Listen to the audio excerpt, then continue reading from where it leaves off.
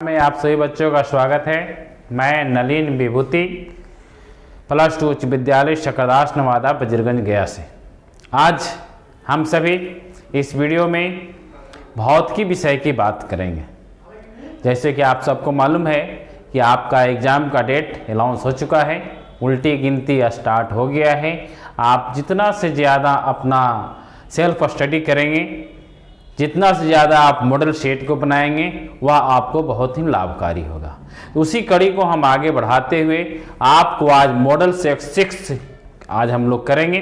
5 model set हम लोग पहले कर चुके हैं।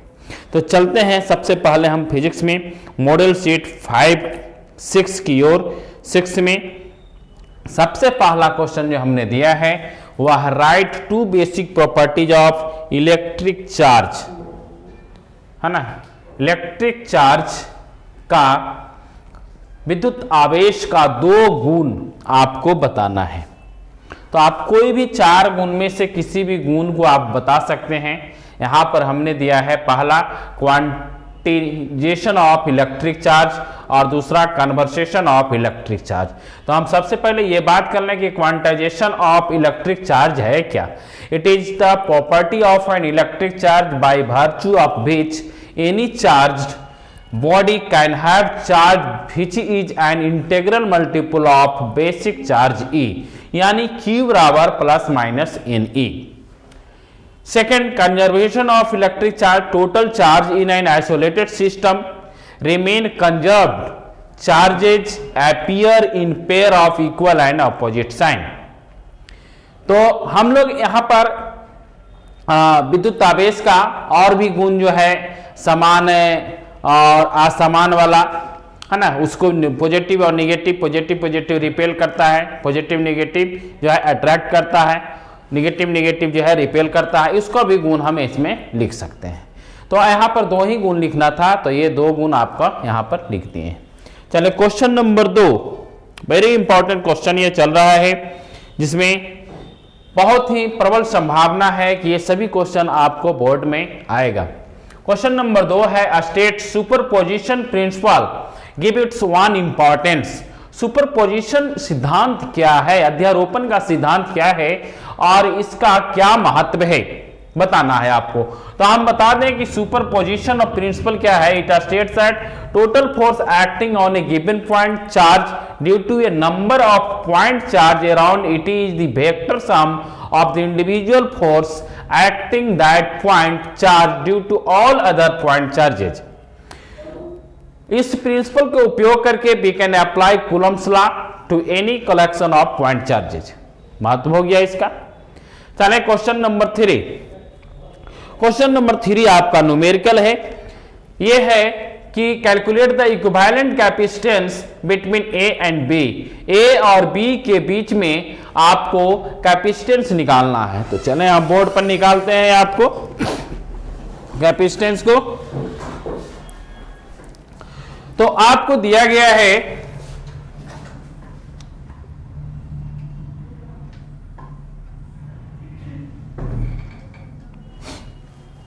यह है 3 माइक्रोफैराड, यह है 2 माइक्रोफैराड और इसके साथ एक है वह है 4 माइक्रोफैराड। ये बी बिंदु है और ये ए बिंदु है। अब इसे हमें निकालना है। तो सबसे पहले हम क्या करें, इसमें हम यहां पर देख रहे हैं कि 3 माइक्रोफैराड और 2 माइक्रोफैराड जो है वह पैरेलल में है। तो सबसे पहले इसका पैरेलल का हम इक्विवेलेंट निकाल लें कैपेसिटेंस। तो अगर हम इसका और इसका बात कर रहे हैं, इसका और इसका बात कर रहे हैं, तो हमारा Cp बराबर कितना हो जाएगा, C1 + C2, यानी 3 माइक्रोफैराड प्लस 2 माइक्रोफैराड बराबर कितना हो जाएगा, 5 माइक्रोफैराड। अब हम यहां पर देखते हैं तो क्या होता है हमारा कि अब हमारा अगर हम इसी को अगर कन्वर्ट कर दें तो ये हमारा अब किस प्रकार का हो गया, ये इस प्रकार का हो गया, यानी ये 5 माइक्रोफैराड हो गया और ये 4 माइक्रोफैराड हो गया। ये बिंदु ए हो गया और ये बिंदु बी हो गया। तो अब हम ये देख रहे हैं कि ये पैरेलल में था, है ना, और ये जो है अब सीरीज में हो गया। है ना। अब ये सीरीज में हो गया, तो अब सीरीज का फॉर्मूला हम लगाएंगे कैपेसिटेंस में। कैपेसिटेंस का फॉर्मूला रेजिस्टेंस के विपरीत होता है, तो इसमें क्या होगा 1/CS बराबर 1/C1 प्लस 1/C2। अब चूंकि हम यहाँ पर C1 C2 इसे मान लिए थे, तो हम आगे बढ़ाएंगे, इसको C3 लिखेंगे, और चूंकि इसका ये CP आया था तो इसको CP लिख देंगे। तो 1/4 प्लस 1/5 1/CS बराबर एलसीएम ले लेंगे तो कितना हो जाएगा 20, ये हो जाएगा 5 प्लस 4 यानी 9/20। अब इसलिए CS बराबर कितना हो जाएगा 20/9 माइक्रोफैराड। तो इसी प्रकार का ऑप्शन आपको ऑब्जेक्टिव क्वेश्चन में भी बहुत मात्रा में आएगा, आपको कैपेसिटेंस और रेजिस्टेंस का, तो आप भली भांति इसे बनाने का कोशिश करेंगे। चले आगे हम क्वेश्चन नंबर 4 की ओर चलते हैं। क्वेश्चन नंबर 4 है mention 2 factor on which resistivity depends. Resistivity जो है किन किन फैक्टर पर यह डिपेंड करता है, तो सबसे पहला फैक्टर है nature of the material of the conductor. Conductor का मटेरियल क्या है, इस पर यह इसका रेसिस्टिविटी डिपेंड करेगा। और दूसरा it depends on the temperature of the conductor. Conductor का टेम्परेचर क्या है, इस पर भी यह डिपेंड करेगा।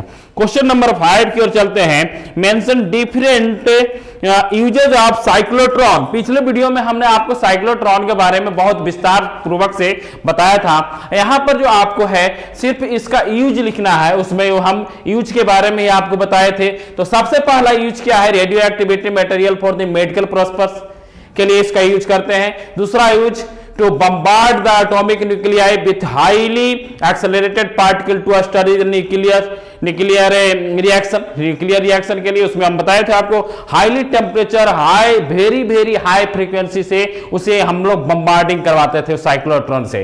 और तीसरा उपयोग है it is used to improve the quality of the solid by adding ions. Ions को ऐड करके सॉलिड को और भी सॉलिड किया जाता है इसके द्वारा। भाटी संट, पिछले वीडियो में हमने संट के बारे में भी आपको बताया था। यहां पर जो है संट के बारे में सिर्फ आपको संट का डिफिनीशन लिखना है, ठीक है। Shunt is a low resistance connected in parallel with a coil of galvanometer. Galvanometer के कॉइल में जैसे ही हम किसी लो रेजिस्टेंस को पैरेलल में कनेक्ट कर देते हैं वह मेरा संट हो जाता है। Due to low resistance maximum current bypasses through it, so there is no jerk on the coil. तो उसमें क्या होता है, कॉइल में जर्क उत्पन्न नहीं होता है। Since galvanometer and shunt are parallel to each other. क्यों जर्क उत्पन्न नहीं होता, ये अपने आप में एक क्वेश्चन बनता है कि संट में जर्क क्यों नहीं उत्पन्न होता है, क्योंकि because galvanometer and shunt are parallel to each other, इसलिए वह जर्क उत्पन्न नहीं करता है। अब यहां पर एक हमने यहां पर इसका आइडियल जो संट का रेजिस्टेंस है वो निकाल करके आपको हमने बताया है, क्योंकि हम जानते हैं कि जब गैल्वेनोमीटर को इक्विलिब्रियम स्टेट में लाएंगे तो Ig इंटू जी बराबर IS इंटू आई होगा। दोनों को क्रॉस मल्टीप्लिकेशन कर देंगे, S बाई जी प्लस दोनों तरफ 1 को हमने ऐड कर दिया तो S प्लस जी बाई जी बराबर IG plus IS by IS हो गया। अब इसी तरह के I बराबर हम चूंकि जानते हैं, इसमें जैसे ही हम उसमें करंट देते हैं, करंट दो भाग में डिवाइड होता है, एक S में संट में जाएगा और एक गैल्वेनोमीटर में जाता है। तो I टोटल हमारा I क्या है, IG प्लस IS हो गया। तो IG प्लस IS को हम I लिख सकते हैं। तो इस प्रकार से IS का वैल्यू हमारा IG बटा S प्लस G हमारा आएगा, जो कि हम इसमें अभी हालांकि इसका जरूरत नहीं था इसमें, चूंकि 2 मार्क्स का क्वेश्चन में इतना बड़ा करने की जरूरत नहीं है, आप सिर्फ उसका डेफिनेशन देंगे, लेकिन यहां पर हम इसे दे दिए हैं। अब रेजिस्टेंस की बात करेंगे तो S बराबर IG बटा I minus IG into G होगा। Question number 7, why are eddy current. What are eddy current? Eddy current क्या है, बहुत पहले ही हम लोग बहुत विस्तारित रूप से पढ़ चुके हैं। इन 1875 Foucault observed that when a metal pieces is kept in variable magnetic field, current are always induced in the plate which is of whirling nature. They are called eddy current और Foucault current। फोकल्ट साहब ने इसका खोज किया था, इसीलिए इसका दूसरा नाम फोकल्ट करंट भी है। क्या होता है, जैसे ही एक कोई भी वायर है जिससे करंट प्रवाहित होता है तो उसके चारों तरफ एक सर्कल के रूप में करंट जो है प्रवाहित होता है ना, उसी को हम ईडी करंट बोलते हैं। इससे बचने के लिए हमारा जो ट्रांसफार्मर का कोर होता है उसे हम लैमिनेटेड कर देते हैं, है ना। They are used to made moving coil galvanometer, deadbeat the direction of eddy current is given by Lenz law. ये आप याद रखेंगे, इसके ये ऑब्जेक्टिव क्वेश्चन में आएगा, direction of eddy current is given by Lenz law, आप इसे ध्यान में रखेंगे। चलिए क्वेश्चन नंबर 8 की ओर हम चलते हैं। Defined power of lens, optics में हम आ गए। अब ऑप्टिक्स में पावर ऑफ लेंस को डिफाइन करेंगे तो क्या होता है, the power of a lens is defined as the reciprocal of its focal length in metre. P बराबर 1/f इन मीटर। जैसे ही मीटर को हम हटाएंगे 100 ऊपर दे देंगे, हमारा सेंटीमीटर हो जाएगा, यानी 100/f सेंटीमीटर में f जब हम लेंगे, और हमें इसे लिखना है राइट द SI यूनिट। तो SI यूनिट क्या होता है, इसका डायोप्टर होता है। क्वेश्चन नंबर 9 की ओर चलते हैं। What are the necessary conditions for obtaining pure spectrum. Spectrum pure शुद्ध स्पेक्ट्रम प्राप्त करने के लिए हमारा आवश्यक शर्त क्या है? तो सबसे पहला शर्त है slit should be narrow. Slit को क्या होना चाहिए, बहुत पतला होना चाहिए, नैरो होना चाहिए। और दूसरा, rays coming out from convex lens should have parallel incidence. Convex lens से जो भी रे आ रहा है वह पैरेलल आपतन होना चाहिए। And prism should be in condition of minimum deviation, और प्रिज्म का डेविएशन जो है मिनिमम से मिनिमम होना चाहिए। क्वेश्चन नंबर हम 10 की ओर चलते हैं। इसमें एक और है, emerging light ray should be focus by achromatic lens, और जो भी लाइट इमर्ज होगा इसमें उसे फोकस्ड हम एक्रोमेटिक लेंस से करेंगे। Mention application of laser technology. Laser का फुल फॉर्म हमने आपको वीडियो में बताया है पिछली बार में। अब यहां पर है कि लेजर टेक्नोलॉजी का हम उपयोग कहां कहां करते हैं। तो सबसे पहला उपयोग industry, surgery, communication, making hologram, used in scientific research. कुछ भी लिख दो, जहां भी लेजर का उपयोग होता ही होता है। मेंशन द, क्वेश्चन नंबर 11 में हम चलते हैं। Mention the advantage of LED. LED आजकल तो छाया हुआ है ना, बाजार में एलईडी का बल्ब ले लो, टीवी ले लो, सब कुछ ले लो। तो एलईडी का एडवांटेज है क्या? First, light emitting diodes are easily manufactured. तो डायोड को हम लोग बहुत आसानी से मैन्युफैक्चर कर लेते हैं। And second, LED have low cost, और बहुत ही कम कॉस्ट है इसका, और it burns at low voltage as compare to the incandescent bulb, और ये बहुत ही लो वोल्टेज पर काम भी करता है। And the no warm up time is taken by them. इसे ट्यूबलाइट की तरफ टुप टुप करके नहीं जलता है, डायरेक्ट लगाओ और जल जाता है ना। And they can emit monochromatic light as well as bright light. ये जो है मोनोक्रोमेटिक के साथ साथ ब्राइट लाइट को भी पैदा करता है। अब हम लॉन्ग क्वेश्चन की ओर हम चलेंगे, जिसके बारे में आपको हम पहले बता चुके हैं।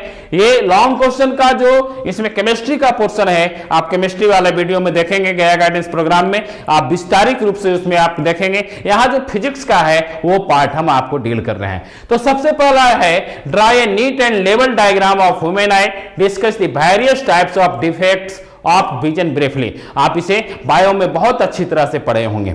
अब चलिए, चूंकि आप फिजिक्स की बात है, फिजिक्स में जब तक लेंस नहीं लगेगा आंख सीधा नहीं होगा, आंख से अच्छी दूरी हम देख नहीं पाएंगे, अच्छी तरह से पढ़ नहीं पाएंगे। तो बिना फिजिक्स का ना बायो काम करेगा ना केमिस्ट्री काम करेगा। तो सबसे पहले हम बात करते हैं, draw a neat and level diagram of human आई।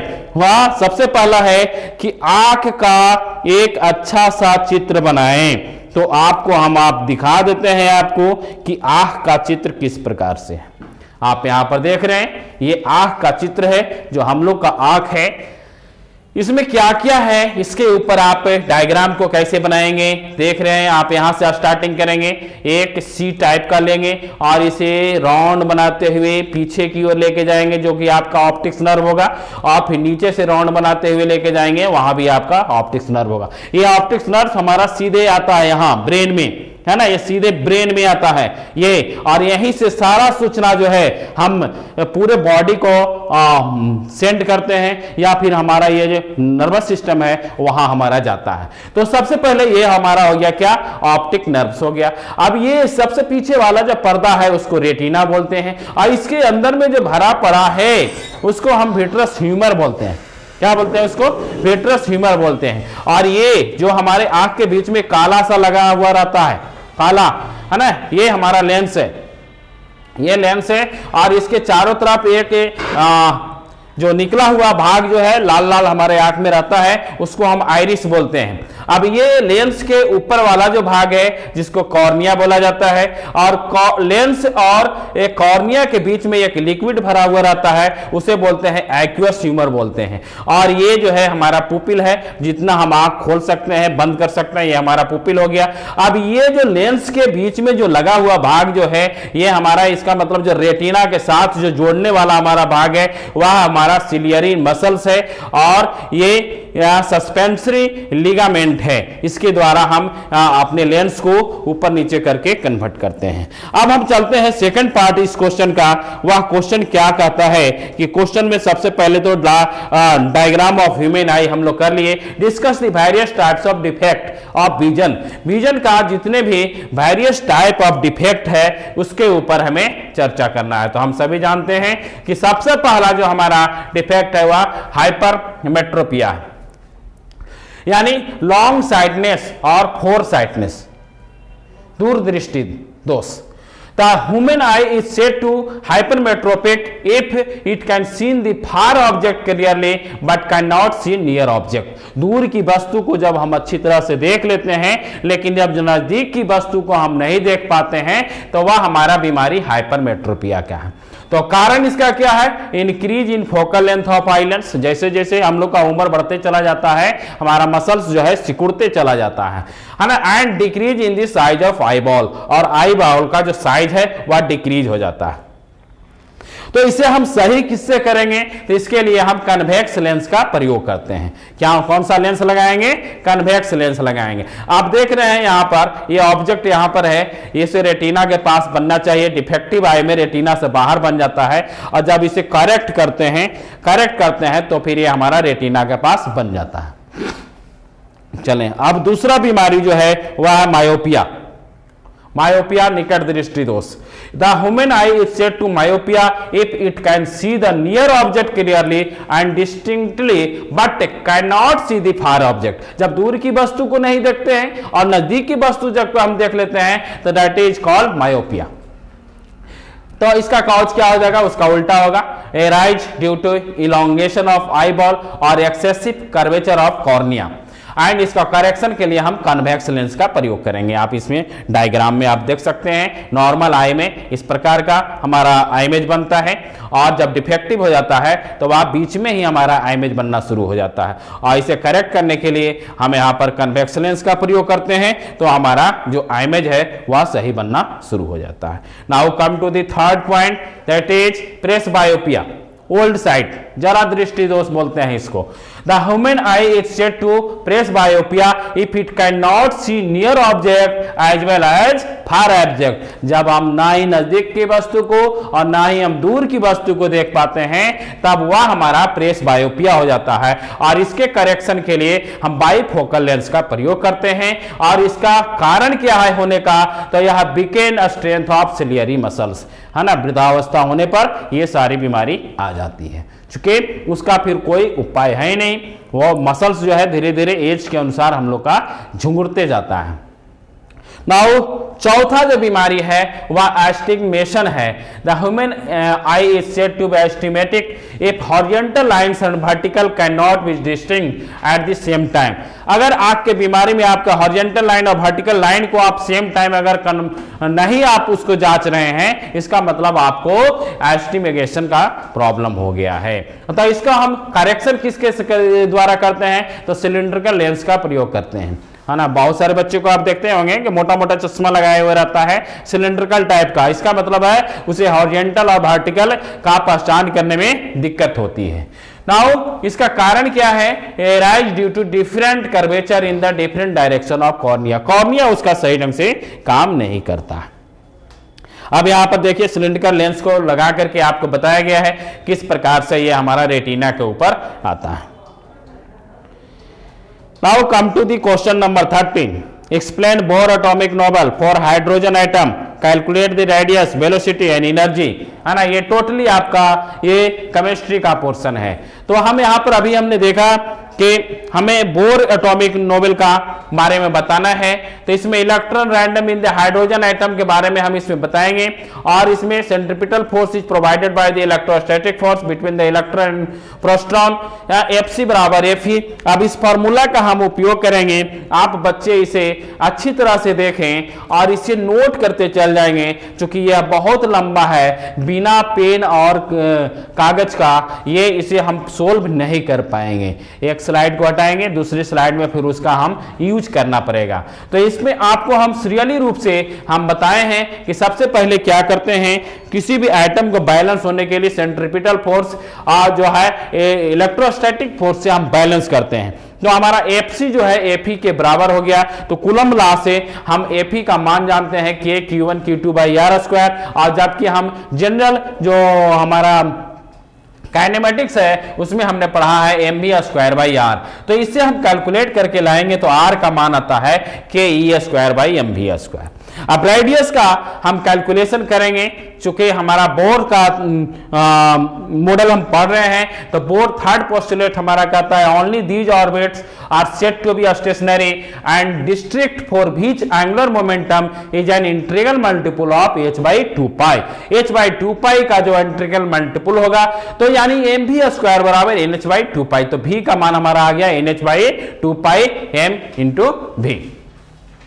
अब इसका यूज करेंगे तो r के ऊपर जो अभी यहां पर हमारा फॉर्मूला आया था r का, ये देख रहे हैं, इसके ऊपर हमने बिठाएगा तो हमें कितना आने वाला है, r का मान h square by 4 pi square m के ई स्क्वायर n स्क्वायर। ये टोटली मैथमेटिक्स है, आपको करना पड़ेगा। फॉर nth ऑर्बिट के लिए हम चलेंगे, तो nth ऑर्बिट के लिए हम लेकर के आएंगे तो हम इसे n का स्क्वायर कर देंगे। अब जो भी h का मान हमारा जो प्लांक कांस्टेंट है वो 6.626 गुने 10 के पावर माइनस 34 जूल सेकंड होता है, एंड पाई का मान 3.14, एम का 9.1 गुने माइनस 31 केजी, के का कांस्टेंट है 9 गुने 10 to power 9 newton metre square प्रति कूलम स्क्वायर, एंड सी का मान 1.6 गुने 10 के पावर माइनस 19 कूलम। ई का मान यहां पर है, ये गलती से लिखा गया है, सी नहीं है, ई है। अब कैलकुलेशन ऑफ वेलोसिटी, वेलोसिटी का फॉर्मूला हम ऊपर में निकाल चुके हैं, v बराबर nh by 2 pi m into mu, है ना। अब इसे फॉर्मूला के ऊपर रखेंगे तो हमारा आने वाला है v बराबर 2 pi k e square by n into 1 by h. अब nth ऑर्बिट के लिए n से हम इसे कर लेंगे, ये हमारा nth ऑर्बिट हो गया। सेम चीज इसमें भी जो चीज है उसे हम रखते चले जाएंगे। तो इस प्रकार से हमारा अगर हम सभी मानों को रखेंगे तो v का मान और r का मान हमें इस प्रकार से आएगा, यानी Rn बराबर 0.53 n स्क्वायर एंगस्ट्रम, और r का r नॉट अगर हम ऑर्बिट की बात करें फर्स्ट जो है हमारा तो 0.53 एंगस्ट्रम होगा। इसी पर हम मान को बैठाते चले जाएंगे, हमारा मान आते चला जाएगा। तो हम यहां पर मान बैठाएंगे और आ रहा है ये हमारा, ये एक रिलेशन हमने आपको बताया है कि R1 R2 R3 R4 R5 कितना होगा। उसी तरह से वेलोसिटी जो हमने निकालने का कोशिश किया है, हाँ ये टोटल आ रहा है आपको। अब हम V1 V2 V3 V4 V5 तक हमने निकाला है, इस प्रकार से हम वेलोसिटी हम निकालते हैं। अब चलते हैं हम कैलकुलेशन ऑफ एनर्जी की तरफ। तो एनर्जी बराबर क्या होता है, पॉलिटिकल काइनेटिक एनर्जी और पॉलिटिकल एनर्जी दोनों, पोटेंशियल एनर्जी सॉरी है ना, पोटेंशियल एनर्जी और काइनेटिक एनर्जी को हम क्या करेंगे, इसमें ऐड कर देंगे। तो हमारा Fc बराबर Fe का फॉर्मूला फिर से यहां पर हम अप्लाई करते हुए हम चलेंगे, तो हमारा के ई बराबर कितना आएगा 1/2 के ई स्क्वायर बाई आर आएगा, और पोटेंशियल एनर्जी हमारा कितना होगा के Q1 Q2 बाई आर। ये इसको हम रखते हुए आएंगे तो ई का मान जो हमारा फाइनली जो आएगा माइनस के ई स्क्वायर बाई 2Rn। अब फार्मूला को रखने के बाद हमारा जो फाइनल जो आने वाला है ई का मान, हम ई n बराबर 1 के लिए तो हमारा कितना आएगा माइनस 13.6 इलेक्ट्रॉन वोल्ट, है ना। ये हमारा ऑब्जेक्टिव क्वेश्चन में भी आता है। तो इस प्रकार से हम एनर्जी का फॉर्मूला निकालें, हम वेलोसिटी निकालें और रेडियस निकालें हम बोर मॉडल का।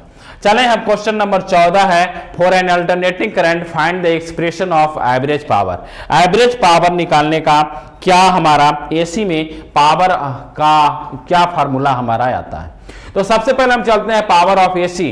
The instantaneous power of DC circuit can be defined as the product of instantaneous EMF and the instantaneous current. Let us consider E बराबर E not sign omega T, तो I बराबर I not sign omega T plus 5। यहाँ आप देख रहे हैं यहाँ पर इक्वेशन नंबर दिया गया है। ये भी जो है टोटली हम लोग इक्वेशन के सहारे से हम चलेंगे। तो चलते हैं for the AC small work done, क्या होगा हमारा डी ओमेगा बराबर e i into d t. D omega बराबर मान हम दोनों का पुटअप करेंगे तो हमारा ये फाइनली आने वाला है। अब हम टोटल वर्क डन निकालेंगे तो हम क्या करेंगे, इसको हम इंटीग्रेशन कर देंगे, इंटीग्रेट कर देंगे। इंटीग्रेट करने के बाद ये दो पार्ट में हमारा टूट गया। हाँ, अब जो हमारा जो कांस्टेंट भाग है उसको हम बाहर कर दिए। E naught i naught cos phi constant है, sine square omega t d t, e naught i naught sine phi sine omega t cos omega t d t है। अब लेट अस कंसीडर दोनों पार्ट को हम अलग अलग करके integration करेंगे। इंटीग्रेशन के चैप्टर आपने मैथ में अच्छी तरह से देखा है और पढ़ा है। तो सबसे पहले हम यहां पर करें तो सबसे पहला पार्ट हम ले रहे हैं I1 integration 0 to 1 sign square omega T into d T I, है ना। तो हमें कितना आया, I1 का वैल्यू जो है हमारा आ गया sign omega t cos omega t d t. अब I1 बराबर integration 0 sign omega t d T 1 minus cos omega T by D T. यहाँ पर 2 है यहाँ ना, ई नहीं है 2 है, इसे हम दोनों भाग में दोनों में भागा देते हैं तो 1/2 हो जाएगा। ये कॉस ओमेगा टी बाई 2 हो जाएगा, कॉस ओमेगा साइन स्क्वायर यहाँ पर छूटा हुआ है ना। तो हमारा फॉर्मूला होता है 1 माइनस कॉस एक्स बाई 2, है ना। इस फॉर्मूला का हम यहाँ पर लगाए हैं। तो हमारा इंटीग्रेशन का वैल्यू जो है हमारा आया आई बराबर 1/2 1 i minus 0 minus 1/4 omega sine 2 omega t 0 से आई। अब वैल्यू को पुटअप करेंगे, ओमेगा बराबर कितना होता है 2 पाई बाई टी होता है। वैल्यू के यहां पर रखेंगे, ओमेगा का मान यहां पर रखेंगे 4 पाई बटे टी हो जाएगा इंटू टी। अब फाइनली जो हमारा I1 का मान आया वह कितना आया t/2 आया। फर्स्ट इंटीग्रेशन हम निकालें। सेकंड इंटीग्रेशन जो है हमारा sign omega t cos omega 2, 2 से ऊपर मल्टीप्लाई और नीचे भी मल्टीप्लाई कर देंगे तो हमारा साइन 2 थीटा का फॉर्मूला आ गया है ना। तो ये हमारा क्या हो गया sine 2 omega t d t. अब हम इसे हम तोड़ेंगे, साइन ओमेगा टी का जब हम इंटीग्रेशन करेंगे तो कॉस होता है माइनस कॉस होता है, तो minus cos 2 omega T by 2 omega होगा। अब ये 1/2, अब यहाँ एक अपर लिमिट टी रखेंगे और लोअर लिमिट हम 0 रखेंगे। तो 0 रखने के बाद जो हमारा फाइनली जो वैल्यू आने वाला है I2 का मान हमें 0 आ गया। यानी putting the value of I1 and I2 in the equation number 5, equation number 5 था उसमें हम I1 और I2 को हम रखेंगे तो हमारा क्या आएगा e naught i naught cos 5 t/2 plus e naught i naught sine 5 गुने 0। ये हमारा वैल्यू कितना हो गया 0 हो गया। तो हमारा कितना होगा, तो हमारा ओमेगा बराबर e naught i naught cos 5/2 into t हो गया। Therefore average power of AC circuit p average बराबर ओमेगा बाई टी करेंगे, हम डब्ल्यू बाई टी करेंगे, ओमेगा नहीं है डब्ल्यू है ना, वर्क है, वर्क बाई टी करेंगे। तो हमारा फाइनली जो फॉर्मूला आने वाला है वह क्या आया e naught i naught by √2 into cos 5। अब ई नॉट बाई √2 को हम ई नॉट लिख दें और आई नॉट बाई √2 को हम आई भी लिख दें। तो हमारा P एवरेज जो है ई आर इंटू आई भी इंटू कॉस 5 आ गया। ई भी इंटू आई भी बराबर हिस्ट्रेस पावर होता है और कॉस 5 जो है हमारा पावर फैक्टर होता है। तो P एवरेज बराबर क्या होता है वर्चुअल पावर गुने पावर फैक्टर। चलो लास्ट क्वेश्चन की ओर हम लोग चलते हैं, वह हमारा क्या है defined amplitude modulation and discuss the production of amplitude modulation. Amplitude modulation क्या है ना। तो एम्पलीट्यूड मॉड्यूलेशन क्या है, AM आपने रेडियो में देखा होगा कि AM क्या होता है और SWB लिखा हुआ रहता है, आपके रेडियो के पीछे में आप देखा होगा FM लिखा हुआ रहता है। तो हम यहां पर आज हम चर्चा करेंगे एम्पलीट्यूड मॉड्यूलेशन का। तो the process of sending of low signal from transmitter to receiver with the help of carrier signal by increasing its amplitude without loss of signal in the channel or link is called amplitude modulation। अगर हम amplitude modulation को हम करें, यानी amplitude को हम increase करके किसी भी सिग्नल को हम भेजते हैं तो वह हमारा AM होता है, और जब फ्रीक्वेंसी को करते हैं तब वह हमारा FM होता है। तो हम यहां पर एम्पलीट्यूड मॉड्यूलेशन की बात कर रहे थे। Modulation signal as the function of time mt बराबर AM sin ओमेगा t होगा। AM क्या है हमारा, एम्पलीट्यूड ऑफ मॉड्यूलेटेड वेव होगा, और WM हमारा क्या है, angular frequency of modulated wave होगा, और WM जो है हमारा 2 पाई v ओमेगा, मतलब M जो है यहां पर जहां पर भी M आएगा वह मॉड्यूलेशन का आएगा। सिमिलरली कैरियर सिग्नल के लिए हमारा AC sign omega C into T, AC जो है हमारा एम्पलीट्यूड ऑफ कैरियर वेव होगा, और ओमेगा C जो है angular frequency of carrier wave होगा। तो हम carrier amplitude wave as the function of time अगर हम निकालेंगे तो हमारा क्या आएगा, AC into 1 plus AM by AC into sine omega M T into sine omega C into T, जहां पर हमारा AM बाई AC जो है मॉड्यूलेशन इंडेक्स है, जिसे हम म्यू से भी डिनोट करते हैं। मॉड्यूलेशन इंडेक्स क्या है, मॉड्यूलेशन इंडेक्स जो है इटसेल्फ 2 मार्क्स का क्वेश्चन हो जाता है। यानी modulation index in the ratio of amplitude of modulated wave to the amplitude of carrier wave, it has no unit and no dimension, इसे कोई भी यूनिट भी नहीं होता है और ना ही डायमेंशन होता है। It is a number because it is the ratio of 2 amplitude, क्या है या 2 एम्पलीट्यूड का रेशियो है। आप इसमें अब यहां पर हम देखेंगे म्यू का मान less always less equal to 1 होता है। ये ऑब्जेक्टिव क्वेश्चन है आपका। यूजिंग इन द इक्वेशन हम उपयोग करेंगे, तो हमारा जो फाइनली जो है आप स्क्रीन पर देख रहे होंगे, फाइनली जो है हमारा C प्लस M बराबर frequency of carrier of mean frequency and C minus WM बराबर लोअर साइड ऑफ फ्रीक्वेंसी, ये दोनों में आपको मिलेगा। और इसी का उपयोग करके हमारा जो रेडियो टीवी सब कुछ बनता है ना, AM FM जो भी है सभी इसी फार्मूला का उपयोग करके बनाया जाता है। आप ग्राफिकल रिप्रेजेंटेशन आप इसे देख सकते हैं किस प्रकार से है, लोअर साइड मीन और कैरियर फ्रीक्वेंसी ये हो गया है ना, अपर साइड हो गया ये फ्रीक्वेंसी हो गया। Production of amplitude modulated wave AM wave के बारे में बताया गया है इसमें, हालांकि ये क्वेश्चन में नहीं है लेकिन इसमें दे दिया गया है। तो हमें क्या होता है, यह स्क्वायर लॉ डिवाइस से क्रॉस करते हुए ये बैंड पास फिल्टर से कनेक्ट होकर के AM वेव में बनता है।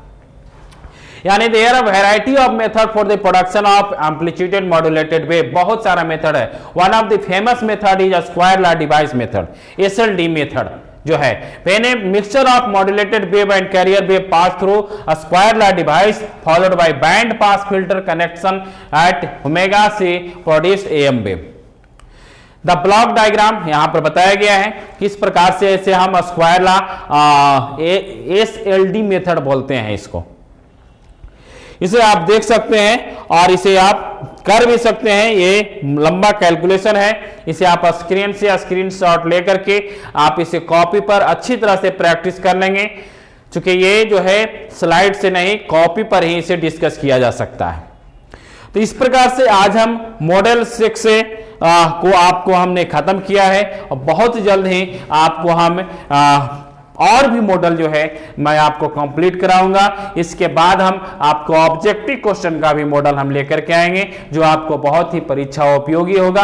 परीक्षा में 90% से ऊपर क्वेश्चन जो है इसी मॉडल से आने वाला है। अगर आप 10 मॉडल हम लोग कर लेंगे तो आप जो है ये आश्वस्त हो जाएंगे कि फिजिक्स में 90% नंबर लाने के लिए हमें क्या करना होगा।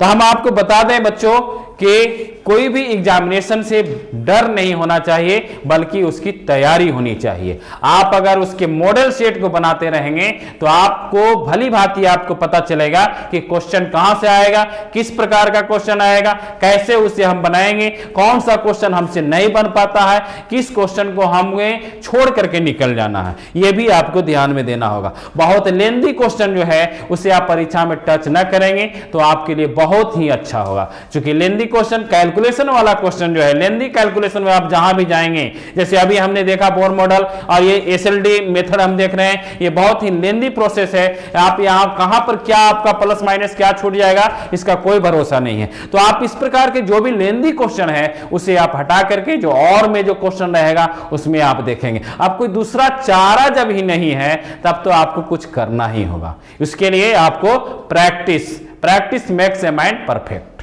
थैंक यू, धन्यवाद।